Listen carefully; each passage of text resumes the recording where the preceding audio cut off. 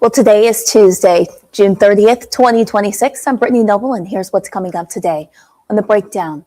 A landmark ruling from the nation's highest court. The U.S. Supreme Court rejects President Donald Trump's attempt to restrict birthright citizenship. And when it comes to traumatic brain injuries, early treatment can save lives. But research shows Black Americans often face greater barriers to recovery. We'll explain why and what you need to know coming up. And today, we're talking with a Grammy Award-winning songwriter about the power of music to transform lives. The Breakdown starts now.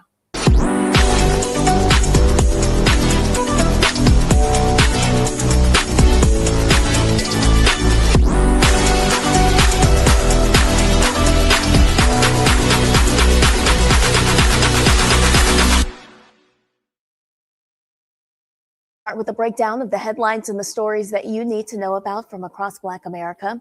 The U.S. Supreme Court rejects President Donald Trump's attempt to restrict birthright citizenship.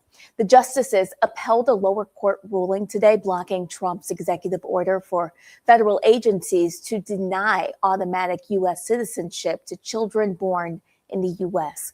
The court said the issue had already been settled under the 14th Amendment, and Chief Justice John Roberts reaffirmed its 1898 decision. In the case of the United States versus Wong Kim Ark, writing, "We see no reason to depart from that view today."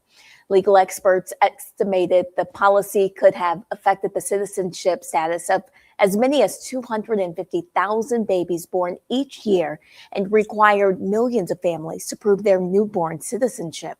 During oral arguments, the Trump administration defended the policy by pointing to concerns over so-called birth tourism. Earlier this year, Trump became the first sitting president to attend oral arguments before the nation's highest court in a case involving his own administration. Roland will have a more in-depth analysis of today's ruling tonight on Roland Martin Unfiltered. The U.S. Supreme Court has expanded Donald Trump's firing powers.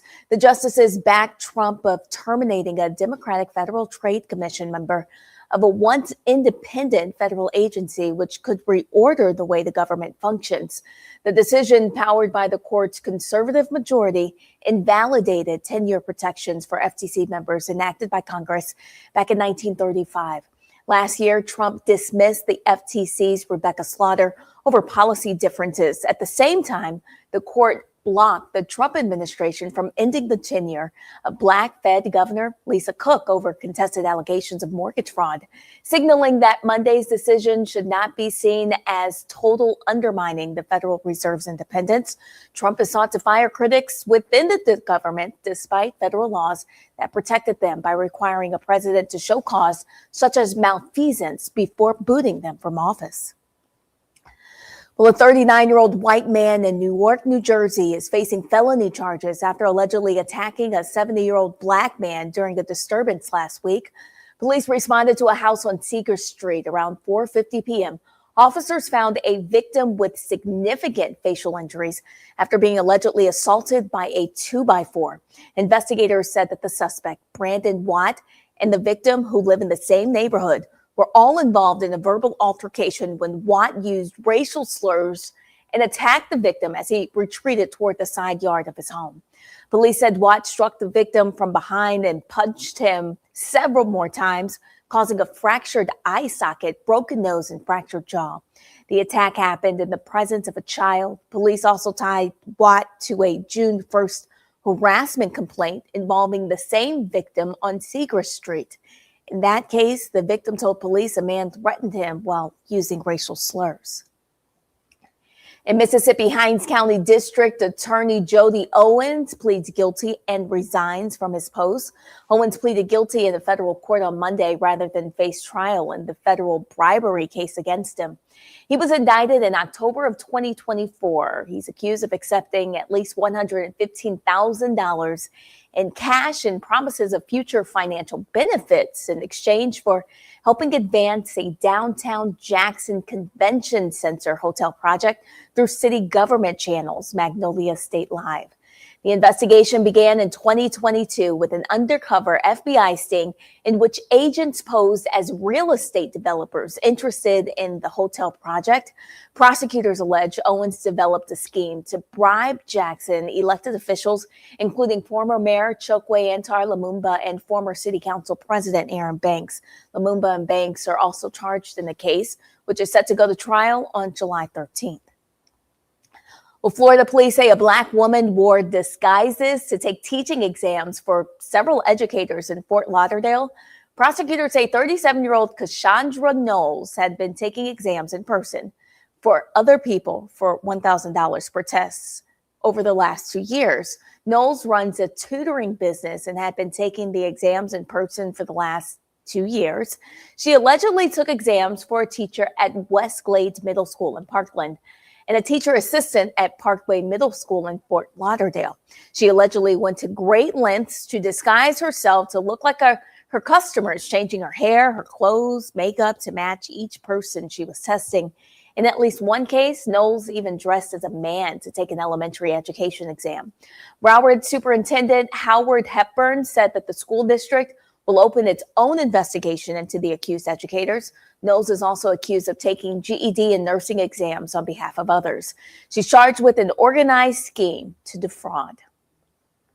Former Tennessee Titans running back Chris Johnson revealed that he's been living with ALS. He was diagnosed in 2025. He was just 39 at the time. The now 40-year-old NFL legend, who once rushed over 2,000 yards in a single season back in 2009, revealed the news in an interview with Good Morning America's Michael Strahan, where he communicated via an eye-controlled speech-generating device.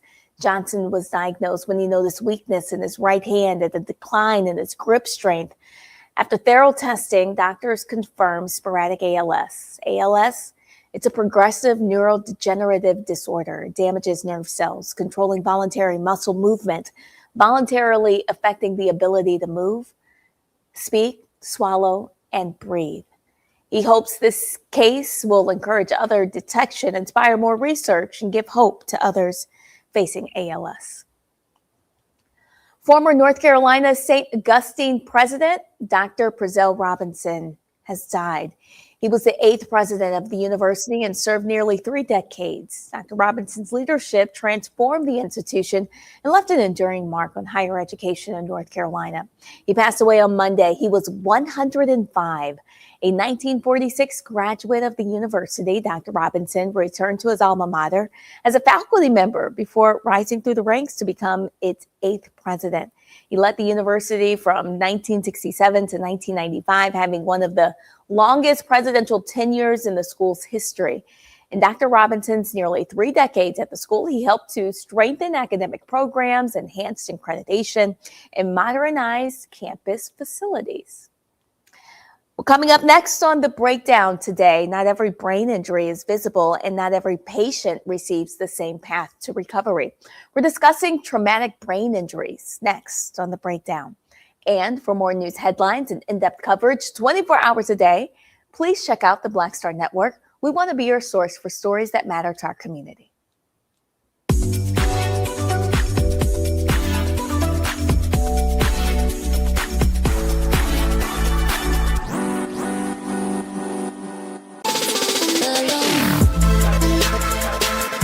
Hey y'all, welcome to The Other Side of Change, only on the Black Star Network and hosted by myself, Bria Baker, and my good sis, Jamira Burley.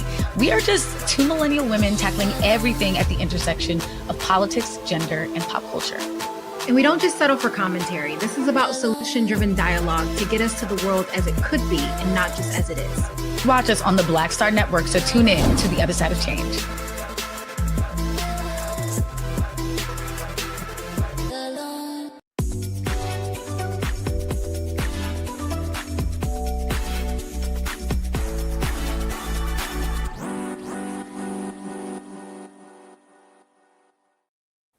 Well, a study done by the National Institute of Health stated that Black Americans sustain traumatic brain injuries at higher rates than other groups, but significant disparities in long-term recovery.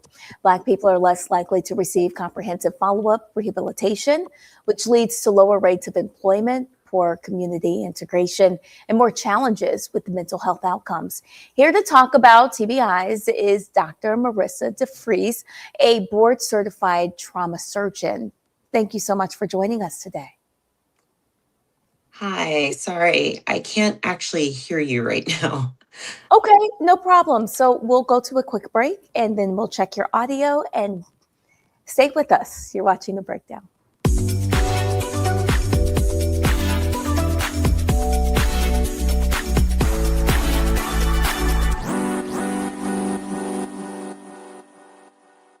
With medicine and science under attack, I want to keep you and your family informed and healthy. I'm Dr. Ebony Hilton, and I knew at the age of 8 that I wanted to be a doctor. So I studied hard and became the first African-American female anesthesiologist hired at the Medical University of South Carolina since its opening in 1824. And I always say I was made into a doctor, but I was born to be a mom. And as a new mom, wife, sister, daughter, and friend, I understand how frightening a medical crisis can be. I care for individuals on some of the worst days of their lives, and it's my mission to provide you with a safe space to gain clarity on issues affecting your mind, body, and soul. I recognize that there are health disparities, particularly as it pertains to race, and I want to help bridge the gap between you and your healthcare providers. Join me every Thursday for Second Opinion on the Black Star Network, where each week I'll invite experts from various medical fields to share the latest health news. We'll discuss topics such as the vaccine debate, mental and sexual health, medical bias, infertility, menopause, andropause, nutrition, and aging. Together with my medical colleagues, we aim to provide you with a second opinion. Don't miss it, Thursdays only on the Black Star Network.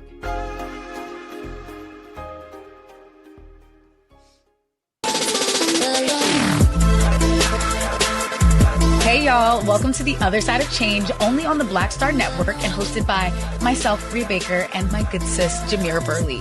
We are just two millennial women tackling everything at the intersection of politics, gender, and pop culture. And we don't just settle for commentary. This is about solution-driven dialogue to get us to the world as it could be and not just as it is. Watch us on the Black Star Network, so tune in to The Other Side of Change.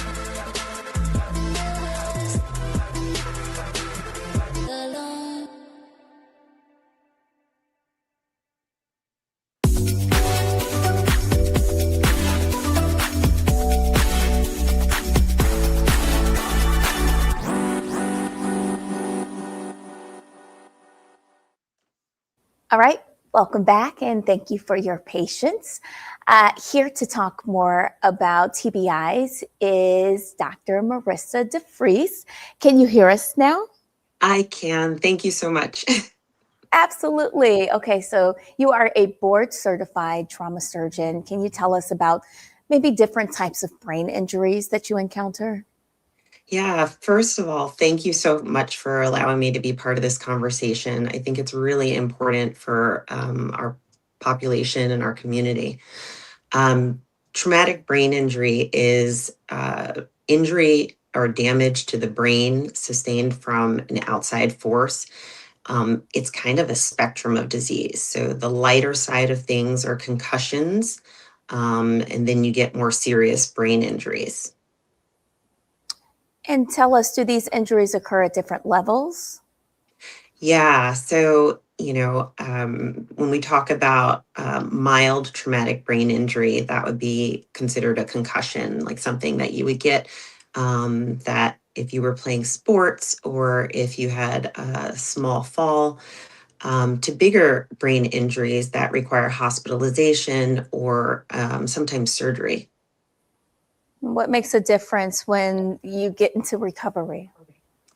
I think access to recovery is a major issue for people. Just like if you were doing rehabilitation for a joint or a broken leg, you need to do rehabilitation for any type of brain injury.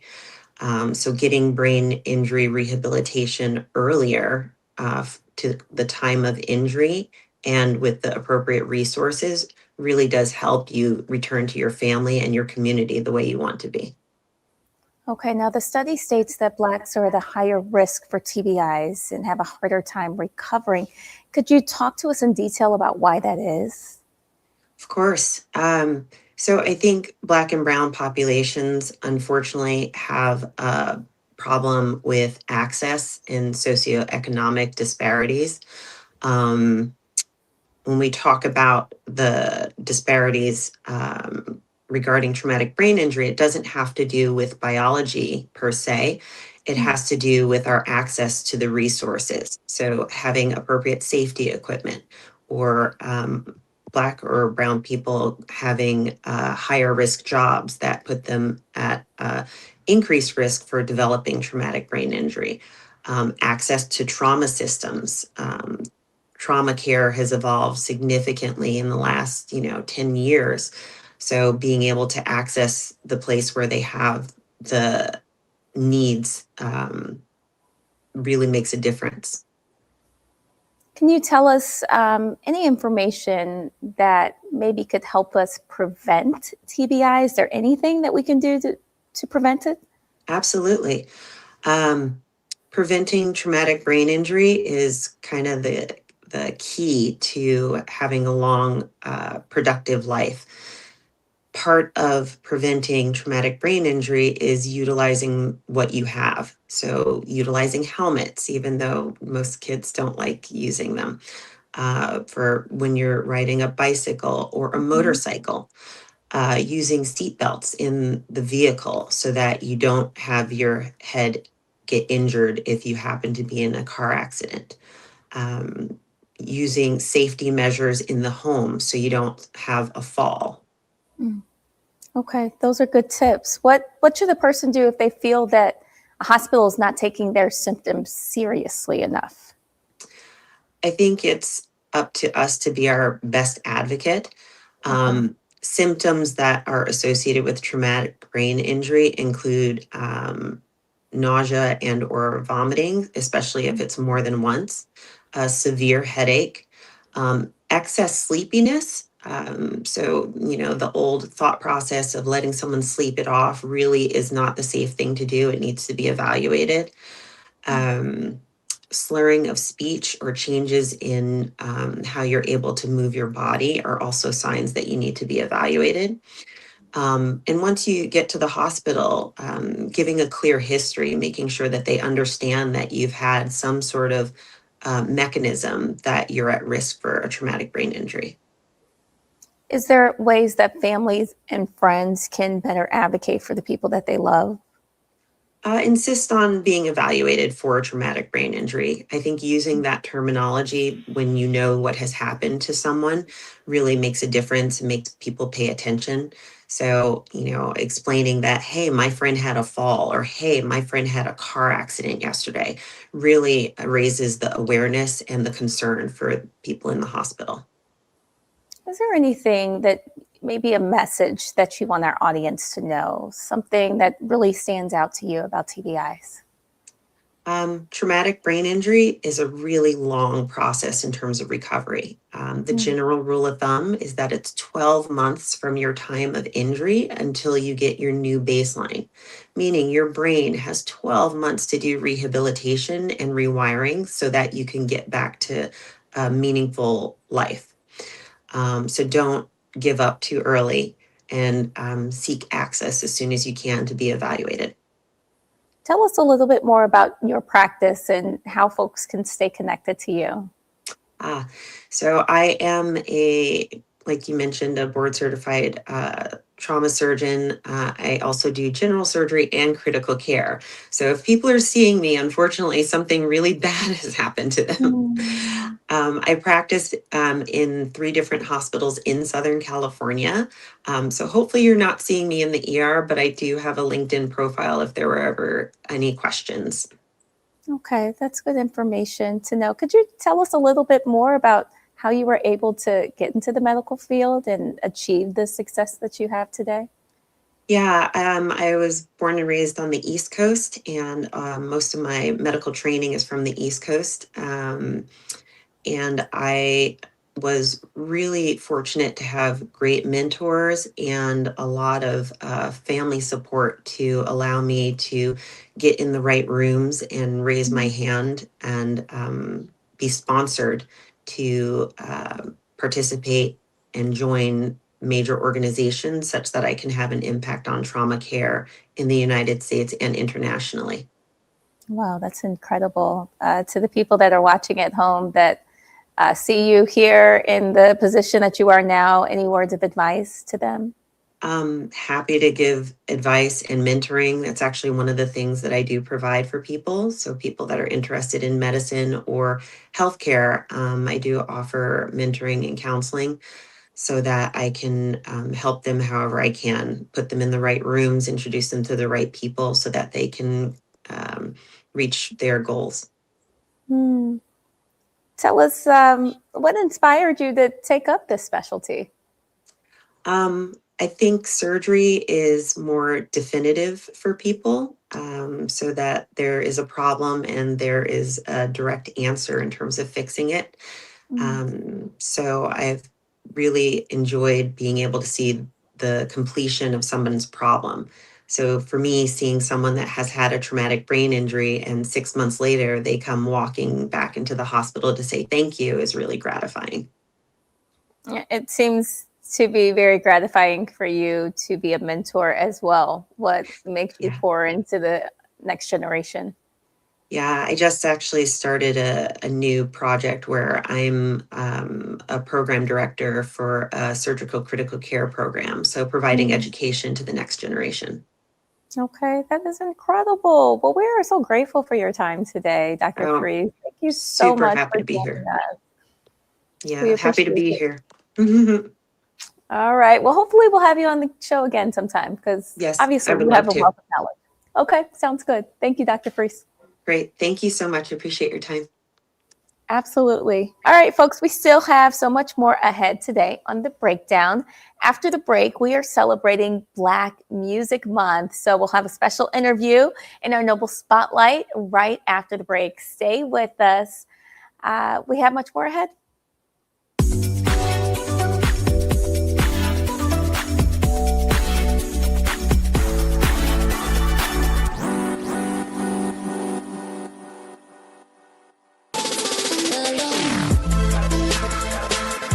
Hey y'all, welcome to The Other Side of Change, only on the Black Star Network and hosted by myself, Rhea Baker, and my good sis, Jamira Burley. We are just two millennial women tackling everything at the intersection of politics, gender, and pop culture. And we don't just settle for commentary. This is about solution-driven dialogue to get us to the world as it could be and not just as it is. Watch us on the Black Star Network, so tune in to The Other Side of Change.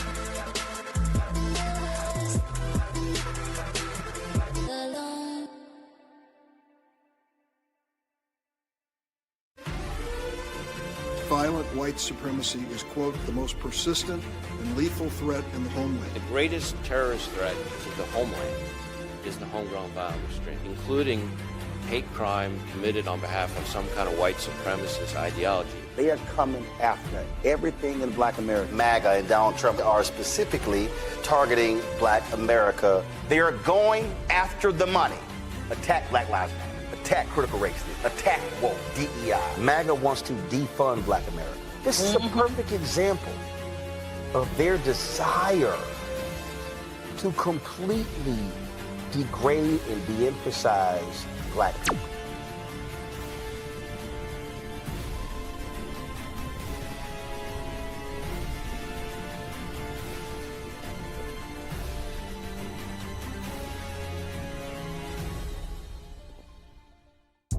Hi, I'm Swing Cash, Basketball Hall of Famer, and you're watching Black Star Network.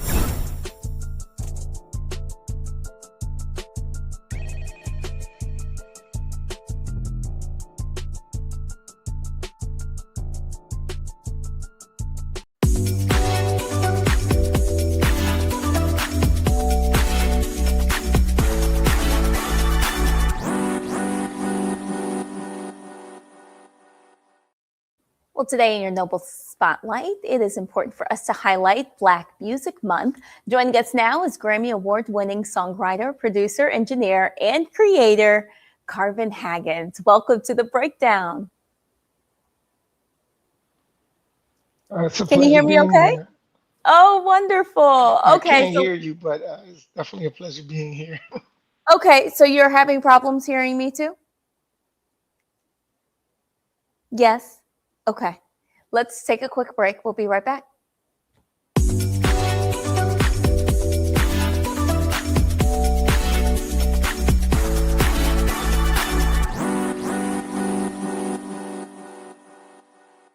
With medicine and science under attack, I want to keep you and your family informed and healthy.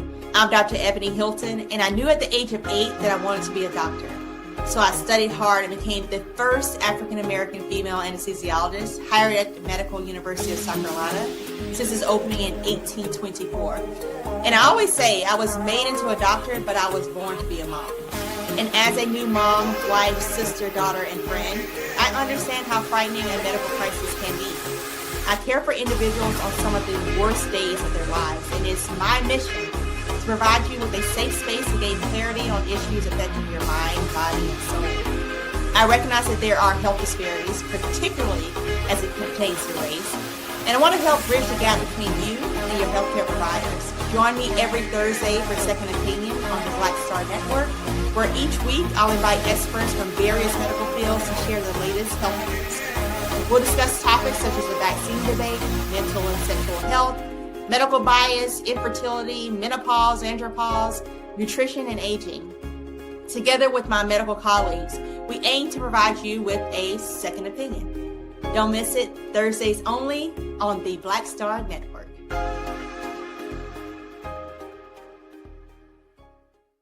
If in this country right now, you have people get up in the morning and the only thing they can think about is how many people they can hurt, and they got the power, that's the time for mourning.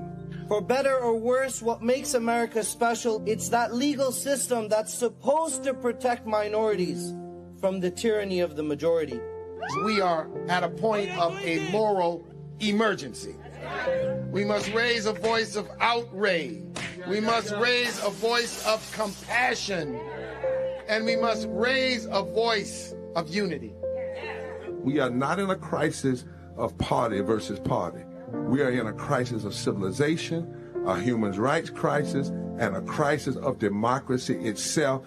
And guess what? You've been chosen to make sure that those that would destroy, those that would hate, don't have the final say, and they don't ultimately win.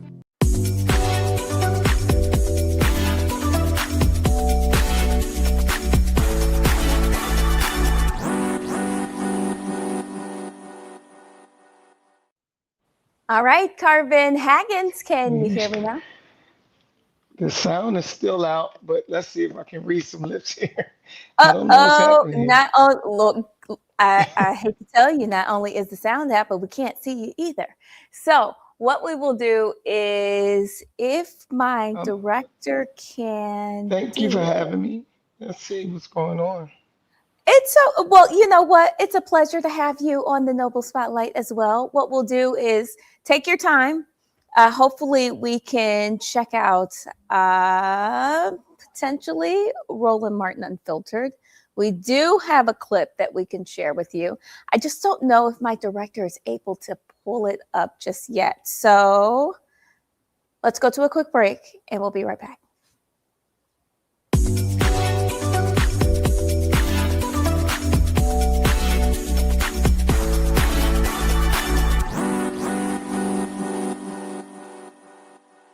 They said the quiet part out loud. Black votes are a threat, so they erased them. After the Supreme Court gutted the Voting Rights Act in 2013, Republican legislatures moved fast. New voter ID laws, polling place shutdowns, purges of black voters from the rolls. Trump's Justice Department didn't stop it, they joined in. In 2018, his DOJ backed Ohio's voter purge system, a scheme that disproportionately erased black voters. Their goal, erase black votes and political power. Yeah, that happened. These are the kinds of stories that we cover every day on Roland Martin Unfiltered. Subscribe on YouTube and download the Black Star Network app. Support fact-based independent journalism that centers African Americans and the issues that matter to our community.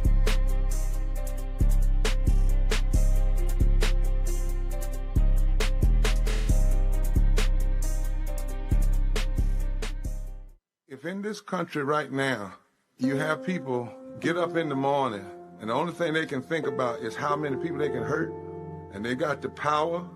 That's the time for mourning. For better or worse, what makes America special, it's that legal system that's supposed to protect minorities from the tyranny of the majority. We are at a point of a moral emergency. We must raise a voice of outrage. We must raise a voice of compassion. And we must raise a voice of unity. We are not in a crisis of party versus party. We are in a crisis of civilization, a human rights crisis, and a crisis of democracy itself. And guess what? You've been chosen to make sure that those that would destroy, those that would hate, don't have the final say, and they don't ultimately win. They've been trying to erase black political power since Reconstruction. Now the Supreme Court is helping them finish the job. First came Shelby County versus Holder in 2013, the ruling that gutted the Voting Rights Act. Then came Brnovich in 2021, another ruling, another piece torn away. Now comes Calais, the case civil rights leaders warned could cripple the last major federal protection against racial vote dilution, and within days, Tennessee eliminated its only majority black congressional district. Louisiana, South Carolina, Alabama. The same strategy is spreading across the South. The old Jim Crow used poll taxes and literacy tests. The new Jim Crow uses gerrymandered maps, voter roll purges, polling place closures, and court rulings that make black communities politically invisible. 1965 was Freedom Summer. This is Freedom Summer 2.0, because they are still trying to erase black political power, and we will not bow.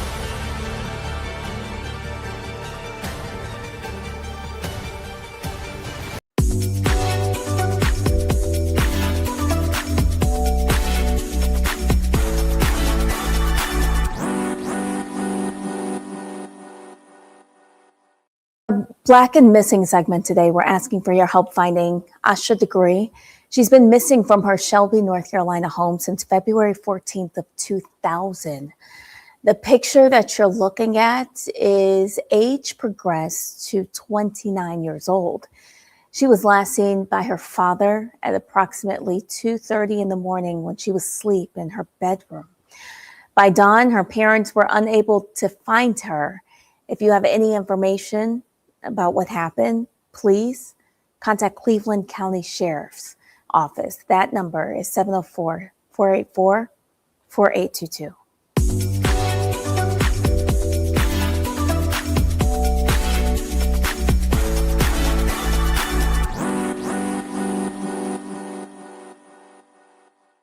You missed it on Roland Martin Unfiltered. The Black vote and elected representation were the main topics at the Texas Democratic Convention held this weekend in Corpus Christi. Roland talks about how many Democrats believe that this election cycle offers their best chance to win at least some of those seats.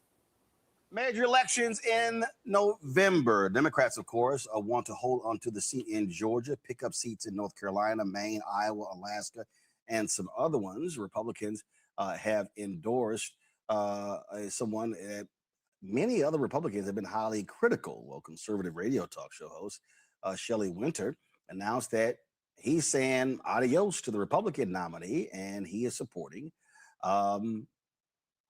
incumbent Senator John Ossoff. Well, of course, remember, Republican Derek Dooley, he lost to Mike Collins. And they're, like I say, so folks are talking about this. So, okay, what the hell's going on? So Shelley joins us right now. So Shelley, what the hell? All your Republican buddies are they disinviting you from the golf course? Not at all. Good to see you, Roland. Not at all. I'm probably doing what thousands of Republican voters are going to do in Georgia, and that's split the ticket. It's been done before. It was done with Raphael Warnock when he won, and Brian Kemp won a gubernatorial race to Stacey Abrams. I was one of the people who did that, and it's probably going to be done again by thousands, hundreds of thousands of Republican voters, particularly moderate Republican voters. I like Derek Dooley. in that primary. He did not come through. I'm not happy about Mike Collins. I'm not happy about the campaign that he ran. I'm not happy about the things that he wants to do. So I'm very happy to have endorsed John Ossoff. And then a couple days later, I exclusively had Rick Jackson on, who's running for governor, and endorsed him on the Republican side. So what we doing what a lot of Republican voters will be doing in Georgia, and that's splitting the ticket. So what's the issue with Mike Collins? You know, just don't like. I'm not for anybody going up to Washington saying that they're going to do whatever the sitting president and his party is doing. That's pretty much my issue. I'm not for that. You know, it's just. It's not the way to do. You're supposed to go up there and represent us as Georgians, not the president necessarily. And whatever he wants to do is a blank check or automatic vote. So, and I'm also one of those Republicans. I was very unhappy with what happened to Thomas Massey. So, you know, it's kind of me and my own personal wake up call to the Republican Party to come back home. To be a more moderate party and not this wackadoodle party that it seems to be becoming. So you're bothered by the fact that Collins announced that he would be a Trump sycophant and do whatever he wants. Pretty much, amongst some other things, which, you know, tune into my show to find out. Have you heard from the Ossoff folks? Yeah, they were on my show when I endorsed them. I've had a great relationship with it's Ossoff, by the way, but I've had a great relationship with the Ossoff campaign. I've had a great relationship with his Senate office. We're in contact. He's a good representative of Georgians. He responds to the needs of Georgians, and that's why I endorsed him. Some of the issues that he's been working on as a senator here in Georgia, cracking down on Wall Street ownership of homes down here that's driving up cost and driving people and driving out new home buyers. He's worked on some veterans issues and he has a great constituent services down here. So for me, it's, you know, at some point, someone's got to be brave enough on either side of the aisle to say, I'm not going to be a partisan hack. I'm not going to vote for my side all the time. And I'm going to maybe vote for the other side in particular races, not down ballot, but in particular races. And I think if we all did that, we might get the services that we need from our elected officials. Well, you mentioned housing there in Atlanta. How is it playing Trump's refusal to sign that law until they get the SAVE Act? Right. I'm opposed. I'm mad at that. I'm upset at that. I really am. I said it as much on my show the other night. All right. Well, listen, it's going to be a whole lot seeing what happens. And last thing, the next time I'm in Atlanta, I'm going to come by your studio so I can show you how to do your phone right. So we ain't got them 2 black bars on the side, Shelly. So we can. Right. I'm sorry, man. You know, hey, I apologize for that. You know, I'm happy. You know what? I'd like for you to show me. I would like for you to show me. I would like for you to show me that while we're on the golf course for NABJ. And Shelly, please call me so we can put this tournament together. Shelly, you don't want to be on the course.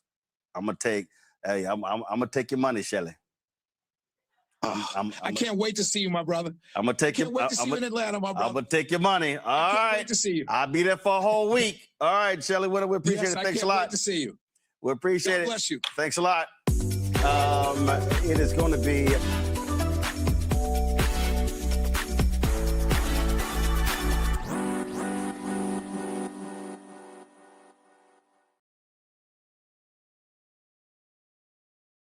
Week with the National Association of Black Journalists.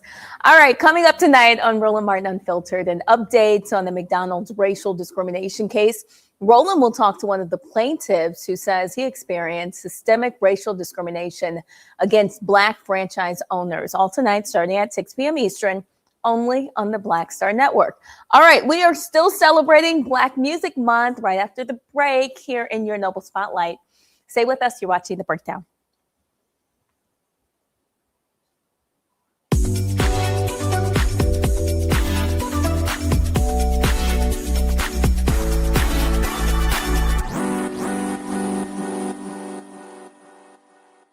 With medicine and science under attack, I want to keep you and your family informed and healthy.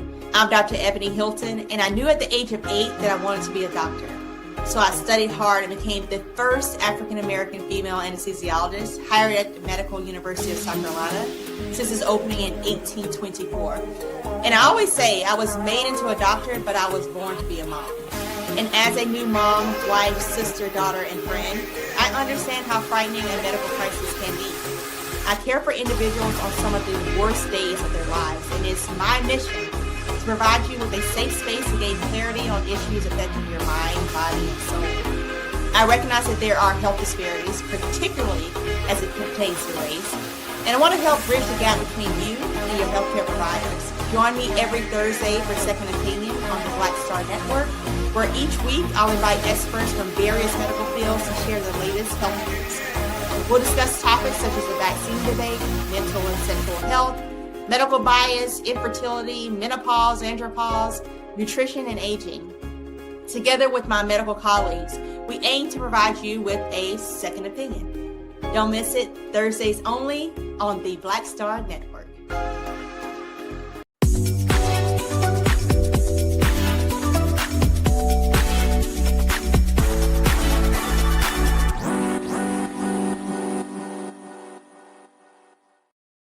Joining us now is Grammy Award-winning songwriter, producer, engineer, and creator, Carvin Haggins. Thanks for joining us.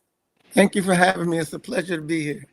Oh, wonderful. We are honored to have you here with us. Could you tell us a little bit about what Black Music Month means to you?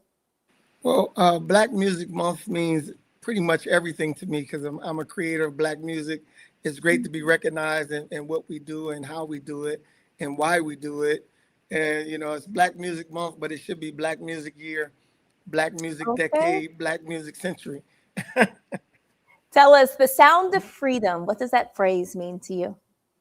Well, I think when I hear the sound of freedom, I think about freedom and creativity, freedom and activity, freedom of thought, freedom of mind, freedom of expression, freedom of voice. Yeah, I just think that we are here to create the voices and be the voices for those who are too quiet to speak out. I love that. You've been doing it for quite some time. Can you tell us a little bit more about your music group and the artists that you've worked with? Well, I've been in the industry for over 30 years. I started with DJ Jazzy Jeff and Will Smith, and then his company, A Touch of Jazz. We worked with we created, Jill Scott came from that camp, Music Soul Child, and Floetry came from that camp. But other than that, artists I've worked with is, again, Music Soul Child, Raheem DeVaughn, Lettucey, Jill Scott, Justin Timberlake, Miguel, Neo, Faith Evans, Prince, Michael Jackson, Tupac, Freeway. I can't think of them all, but yeah. Wow, that's incredible that you've worked with so many artists. When you think about it, you know, what kind of feeling comes over you? It's overwhelming, and it's the feeling I get looking back over what's been done is, you know, all I can say is blessed. I've been blessed to be able to be creative and use God's tools to make music for the masses.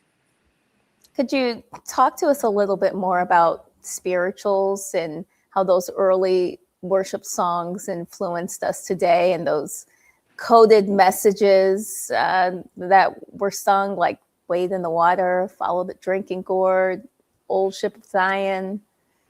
Yeah, well, you know, again, Mr. Kenny Gamble and Mr. Huff had a song called "Message in the Music," and that's just what it is. Every song has a story and tells a story of what's happening, and there's a message that's there. You just have to listen closely to know what it is, and if you understand the dialect and the colloquialisms, then you know exactly what you're listening to. So when you think about the Negro spirituals, that's what they were. They were the North Star. They were the new MapQuest or Siri to get you where you want to go. You listen to those songs and it helps you through every situation. And would you say those old Negro spirituals influenced gospel music? And then what type of influence has gospel had on the music we hear now? Oh, of course, yes. I mean, the Negro spirituals, again, we're saying Negro spirituals, it was all from the spirit, it was all from the soul, it was all from the heart. And that music is just, it reverberated to church, and church just exemplifies everything, as well as bringing in the spirit of God and talking about Jesus, and just making us pay attention to the things that God is doing. And of course, Negro spirituals go to spiritual, and spiritual goes to blues, and then blues goes to country, and then rock and roll, and then R&B, and here we are, rap, and here we are. It gives us so much to think about. I mean, the legacy and the sounds of freedom in the songs of the music that we're listening today. I want you to tell us a little bit more about CGH Thought and what you're working to do with that. Well, CGH Thought is a concept, and it's a book, as well as something that I post every day. And really it's just to inspire people with with inspiration, with motivation, teachable moments. And the goal is just to get us excited about life again, to get us motivated about moving into greater things, and forgiving yourself for the past and moving forward full throttle. So CGH Thoughts is just to exemplify these great thoughts that God pours into me. So yeah, we give it to the world, and hopefully it can move them the way they need to be moved. For someone who may feel stuck right now, discouraged, overwhelmed, any suggestions about their next step toward becoming a better version of themselves? Well, I think my advice would be, in scripture, it says all things work together for the good of them who love the Lord. So all is all encompassing. So if all things work together for the good, then that means there's really nothing bad. So you just have to look for the good in all things and know that whatever's happening is happening for God's purpose, and it's good for you. All right. So you got 30 years in the game. What's next for you? More music. That's it. Right now, we're in the process of working on Music Soul Child's new album. We had the opportunity to work on Jill Scott's new project.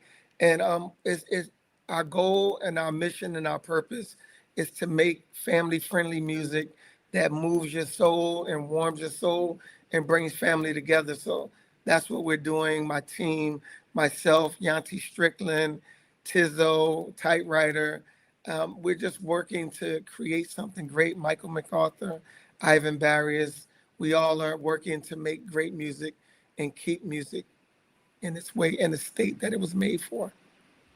Did you ever imagine you'd have a team around you of creatives working to push out information? It's funny you asked that question. I found an interview. I did an interview in my high school newspaper, and everything that I said in that interview at 17 years old is exactly what I'm living right now. Amen. So it was just a premonition of where I plan to be, and this is where I am. Okay, well, we want to continue supporting you. How can we do that? How can we stay connected to you? Well, you can always find me on every social media platform at Carvin Haggins, CarvinHaggins, at Carvin Haggins on everything, or at The Ring Music Group, or at CGH Thought. Okay, and as we celebrate Black Music Month, before I let you go, tell us, what do you hope people remember about the connection between Black music and our ongoing pursuit of freedom? Yeah, well, I think that music is the bookmarker to our lives. So I think that just take that in account, find the music that moves your soul, know that what we make and what we do, it's only us that can do it as well as we do it. And if we are to be the leaders, then let's lead in a responsible way. All right, Carvin, thank you so much for joining us today on The Breakdown. We appreciate you. Thank you, Brittany. It's a pleasure having me. Absolutely. Well, do you know anyone in our community who deserves the Noble Spotlight? Just let us know, connect with us, and we'd love to hear from you. There's a QR code there on the screen right now. All right, folks, coming up next, after the break in our For the Culture segment, we'll discuss a board game that you can discuss Black history with your family. Stay with us. We'll tell you all about it.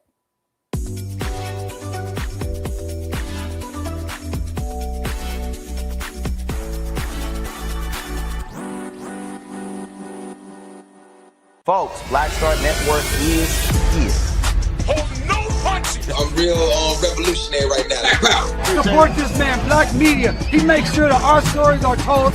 Thank you for being the voice of Black America, Roland. Stay Black. I love y'all. All momentum we have now, we have to keep this going. The video looks phenomenal. See, this difference between Black Star Network and Black-owned media and something like CNN. You can't be Black-owned media and be scared. It's time to be smart. Bring your eyeballs home. You dig?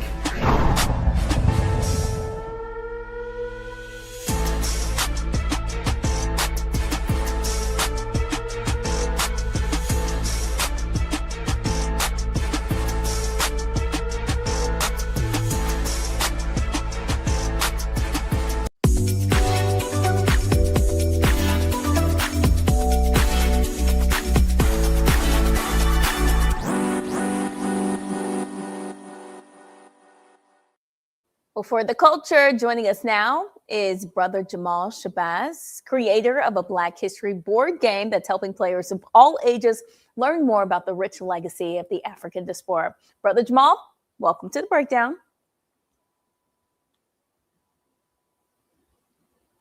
I bet you can't hear me, can you? All right. Can you hear me now, Brother Jamal? Hello. Hey, peace, sister. I can see you, but I can't hear you. I'm not sure. Fair enough. All right. Right now. We'll take a quick Let me see, it break. could We'll be see my you in a phone. moment.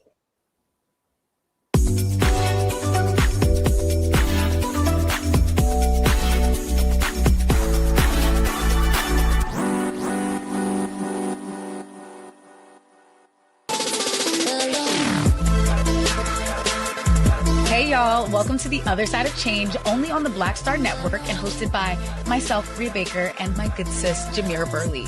We are just two millennial women tackling everything at the intersection of politics, gender, and pop culture. And we don't just settle for commentary. This is about solution-driven dialogue to get us to the world as it could be and not just as it is. Watch us on the Black Star Network, so tune in to the Other Side of Change.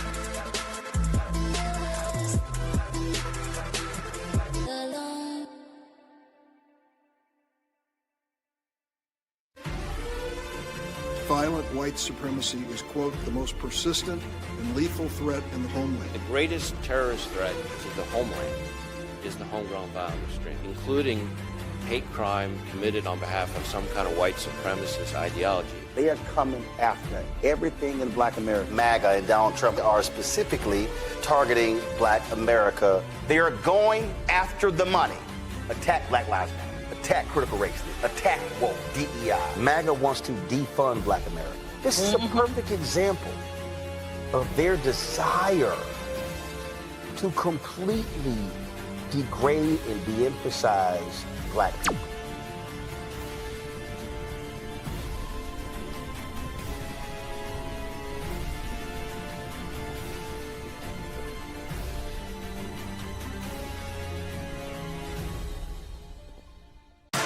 A decade of love, joy, and power. Black Voters Matter is 10 years old, and we are just getting started. This is love with a purpose.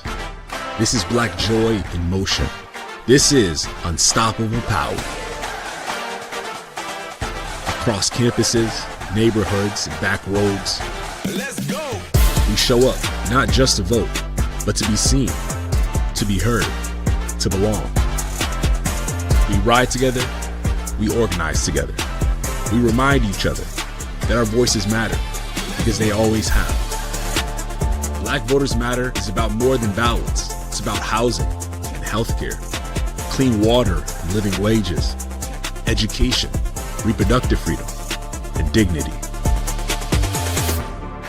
It's about turning pain into action, turning belief into movement, turning community into power.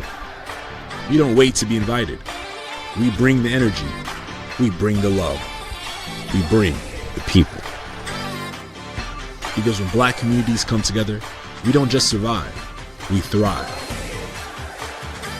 This is how change happens.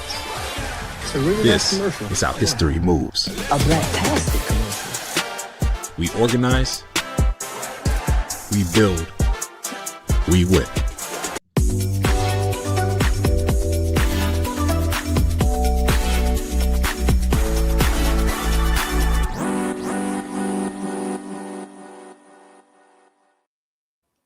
All right, welcome back. Thank you for your patience. Brother Shabazz is with us to tell us more about his Black History board game. Welcome. Peace, mighty black woman. Thank you not only for having me, not only for what you do, but for who you are, sister. I appreciate that. Thank you so much. Tell us a little bit more about your board game. Yes, so my physical board game restocks in about 3 weeks. I finally got my first two investors so I can restock more because they sell out kind of fast. The whole point of my board game, knowledge itself, is to laugh and learn so you can get a thorough education and be entertained simultaneously. You might pick up a card about Malcolm X, Huey P. Newton, the Black Panther Party, Fannie Lou Hamer, Angela Davis, Asha Shakur. You might pick up a card about Beyonce, the Cupid Shuffle, the Wobbles, Durag, Scarfs, Kai Sinet, Drewski, so you can laugh and learn, get a thorough education, and be entertained simultaneously in a black-tastic fashion. Very cool. Tell us a little bit more about the actual board game and how it works. Yeah, so with the board game, it takes not just African American and Black American history, but I have some components and elements of universal Black or African history as well. So you give like a comprehensive understanding and a comprehensive approach to learning about what it truly means to be Black or to be African. Because to be African is to be Black is to be African. It's a minimum of 2 players, a maximum of 5 players. And you start off at the motherlands. Basically, it's like an Afrocentric or Black-tastic version of Monopoly. Um, and you have pivotal and notable Black figures with their faces around the board, and adding modern and contemporary elements to it. I have some pivotal, notable celebrities and music artists of today, so you can bridge that generational divide. You might have some young folks that are in middle school, high school that are playing. Then you might have some of the elders who may be, in their 50s, 60s, and 70s, who can all gain and benefit, learn something, and be able to relate to something in the game. So you got the Black culture and Black history trivia. You can learn about pivotal notable Black figures, and you have a lot of people's reading skills have definitely been depreciated or decreased, as we're in the rapidly aggressive technological era. So I had some reading fundamental components and parts in there, as well as you quantify and count with the Black dollars in the board game as well. So yes. Oh, we love it. Would you happen to have a board game on hand that maybe you could share with us? And I was just curious about what inspired you to create it. Yeah, so I'm 28 years old. I don't know if it's my beard. I don't know if it's the books. But a lot of people think I'm like 35 or 38, which is still young. I was like, man, you got to wish the early 30 on me now. Man. But when I was 18 years old, I joined the United States Army. Because, I didn't really know what to do with my life, as, a lot of our people. Well, that's just people in general, not just Black folks. But, Right. I'm 18, didn't know what I wanted to do with my life. Some folks say, oh, I'm going to this prestigious college university. Some folks have a job or trade or business lined up. And some brothers and sisters, I don't agree with it, but some brothers and sisters, depending on who you bank with, you send them $100, they might flip it to $1,000. It ain't the best thing to do, but at least they knew what they wanted to do. But long story short, I ended up in the Army. My second year in the Army, I met innumerable people from different geographical locations. And one of them, that's from Houston, Texas, because, in the Army, you meet from all over the world. He put me on reading books. The first book I had, and I have over 200 books in my personal collection, but he put me on this book, The New Jim Crow, Mass Incarceration and the Age of Colorblindness, by the mighty Black woman herself, Michelle Alexander.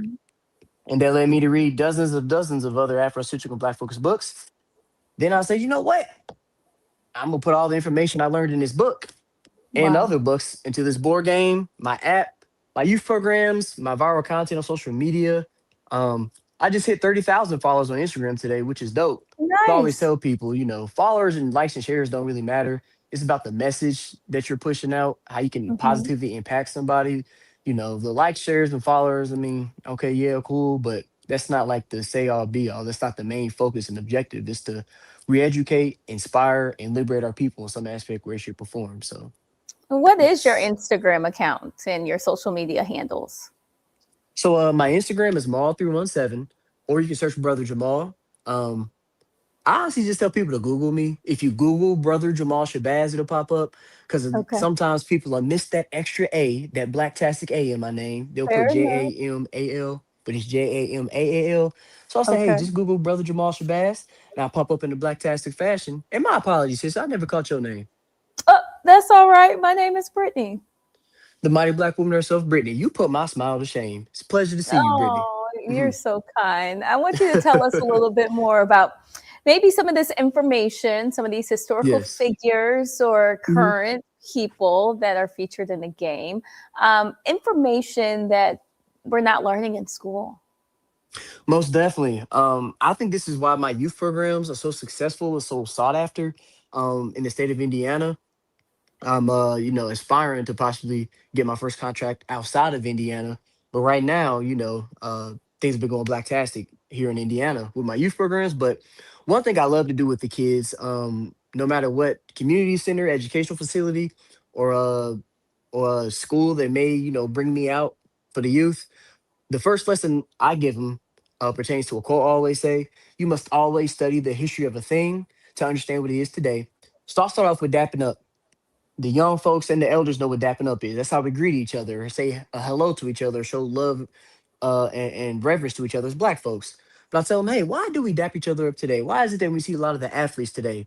LeBron James, the NBA, and the WNBA, they do the handshakes, different hand gestures as the pregame warm up. Why is it that a lot of the rappers and a lot of other groups have different handshakes and stuff? Well, I teach them, hey, connect the past to the present.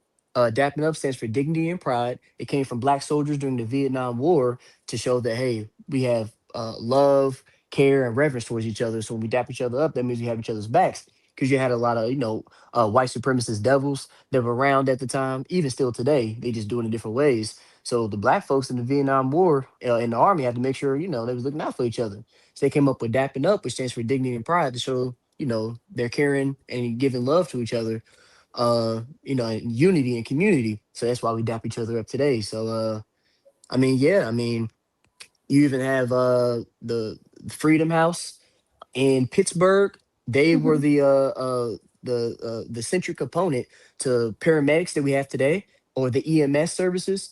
Before that, I mean, if you call 911, if you're lucky, a funeral home, or what's it called, a mortician might come. Imagine if you call Mhm. 911 and a mortician scoops you up and tries to take you to Mhm. the hospital. You couldn't get any type of medical service or attention until you made it to the hospital, if you make it to the hospital. So Mhm. those are, two of the things, and uplifting the mighty black woman, because that's the catalyst and backbone of almost every mass black effort and all that blacktastic stuff, sister.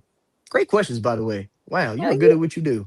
Mm, Well, we're just really truly interested in the work that you do. What's been the shoot. response from families and schools and churches, Mhm. community organizations that have played the game? Man, some of the responses so far, I mean, I tell folks I'm not the first one with a black board game.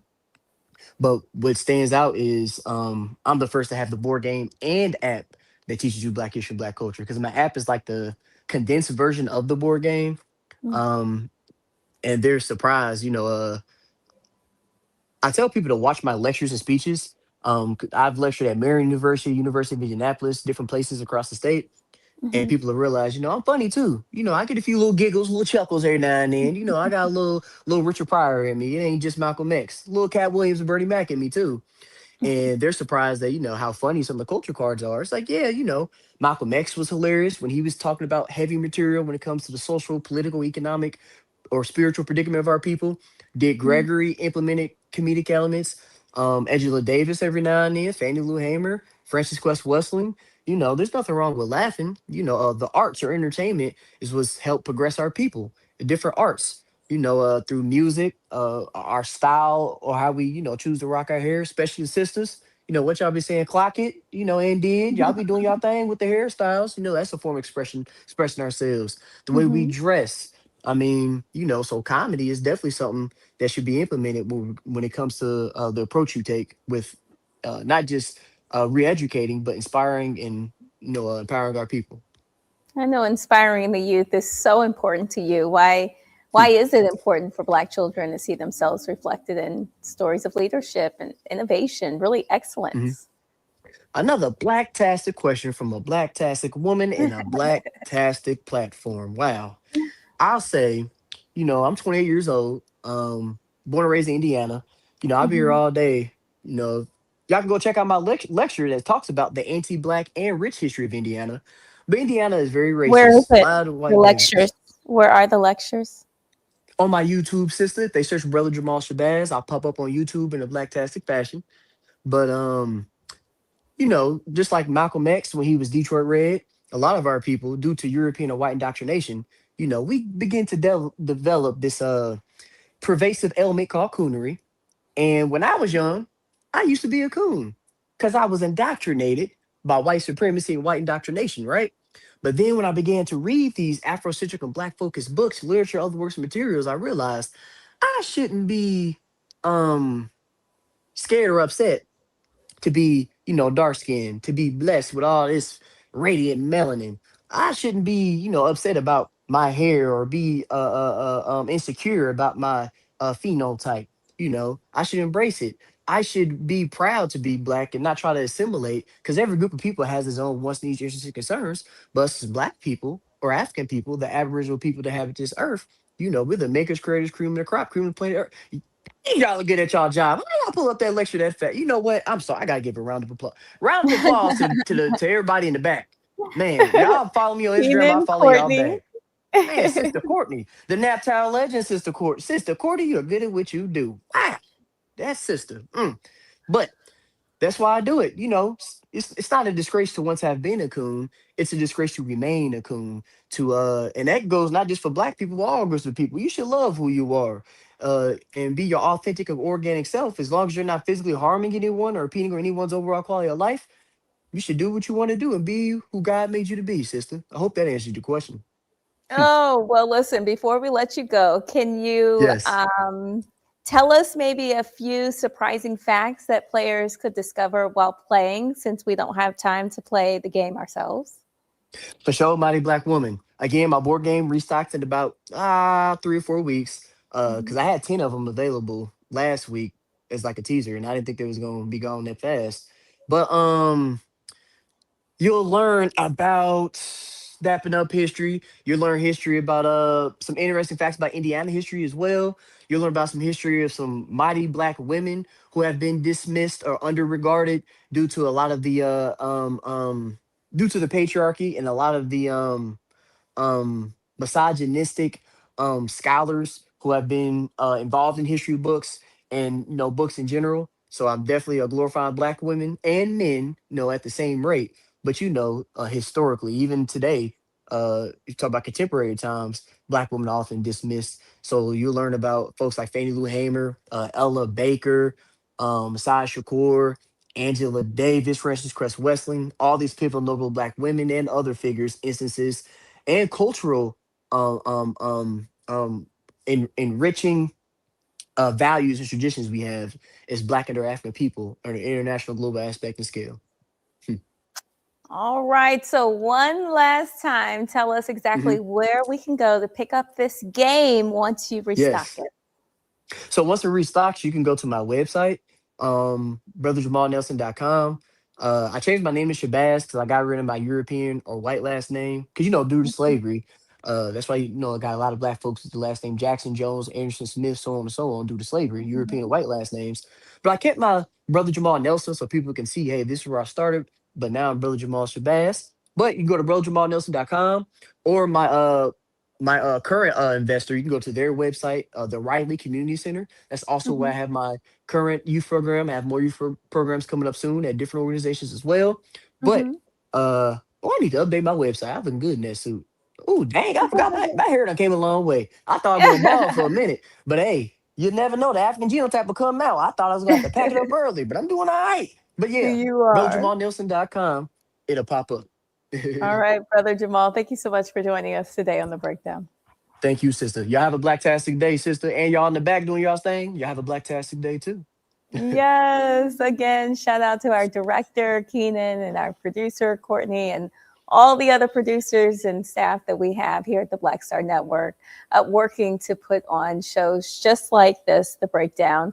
Roland Martin Unfiltered begins tonight, 6 p.m. Eastern, and we'll be back again tomorrow at noon Eastern with more news that matters for our community. Have a great day.